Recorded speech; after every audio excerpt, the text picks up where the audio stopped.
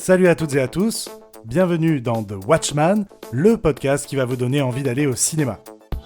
I like it. Je ne suis qu'amour.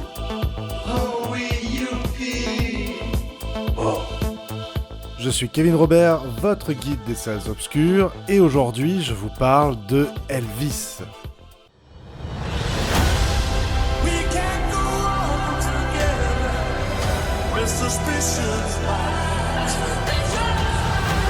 Without me, there would be no Elvis Presley. Reverend once told me, when things are too dangerous to say, sing. Ladies and gentlemen, here's Elvis Presley.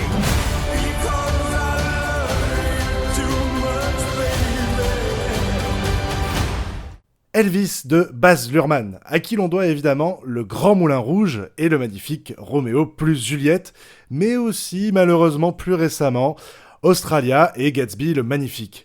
Ce sont tous les deux belles plantades, notamment au niveau des scénarios, souvent très attendus ou très mal racontés, comme ce Gatsby qui, outre un aspect visuel numérique aux effets spéciaux très douteux, a un scénario qui n'a donc aucun sens et finit par nous endormir. J'ai personnellement mis plusieurs visionnages pour voir le film en entier.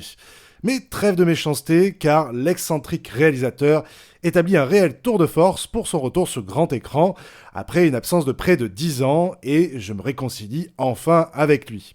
Un tour de force mené donc avec brio par un jeune acteur encore aujourd'hui inconnu du grand public, à savoir Austin Butler. Retenez bien ce nom, vous allez certainement en entendre parler dans les prochaines années. On ne peut qu'imaginer la pression portée sur ses épaules lorsqu'il s'agit d'interpréter une légende, celle de l'artiste solo qui a vendu le plus d'albums au monde, oui, devant un certain Michael Jackson, à savoir Elvis Presley. Il incarne parfaitement le King dans la moindre de ses expressions, mais aussi dans son déhanché endiablé qui a tant fait crier les jeunes américaines. Alors Austin Butler est tellement magnétique que la caméra n'en a que pour ses beaux yeux, sublimé par les costumes et les décors immenses et colorés, tout comme le fut les 35 premières années de la vie d'Elvis Presley. Car oui, un biopic ne saurait déroger à la règle immuable d'un rise and fall, en français, l'ascension puis la déchéance. De fait, Baz Luhrmann l'a bien compris, il scinde son récit en deux, en faisant une première partie complètement déchaînée, puis une seconde bien plus calme.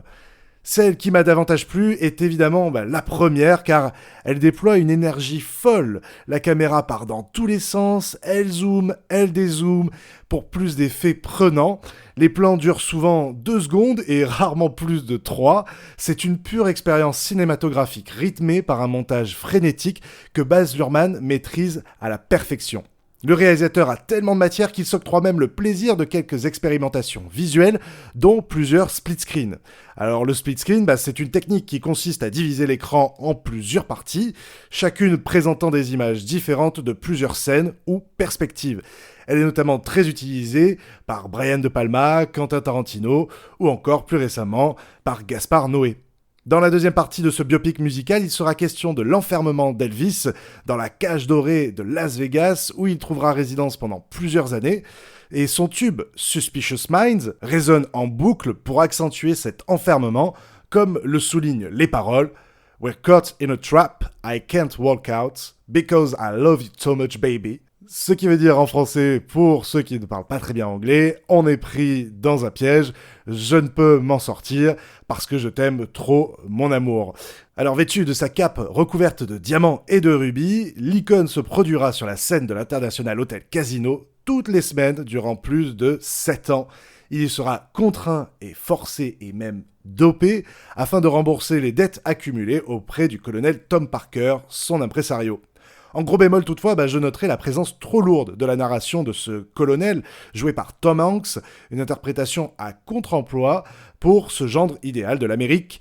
Cette voix off est présente à de trop nombreuses reprises. Alors oui, on l'a compris, c'est Elvis, c'est une légende, et tu l'as roulé dans la farine, colonel, mais ce n'est pas la peine de nous le rabâcher toutes les 10 minutes, car cela rend le récit encore plus attendu et la décrépitude du personnage du colonel moins prenante. Mais cela ne retire en rien le plaisir visuel et musical qu'il nous est offert. Grâce à mon père, j'ai été bercé dans ma jeunesse avec les plus grands artistes rock qui l'ont suivi et je me suis toujours freiné à l'écouter attentivement. Depuis ma séance de cinéma, les albums du King tournent en boucle dans mes oreilles pour mon immense plaisir. Je vous remercie de m'avoir écouté et je vous retrouve très vite pour de nouvelles recommandations cinéphiles. En attendant, allez voir des films en salle au cinéma. Salut! C'était fabuleux. On va rentrer. Et puis on va rentrer. Go home. It's all over. Thanks.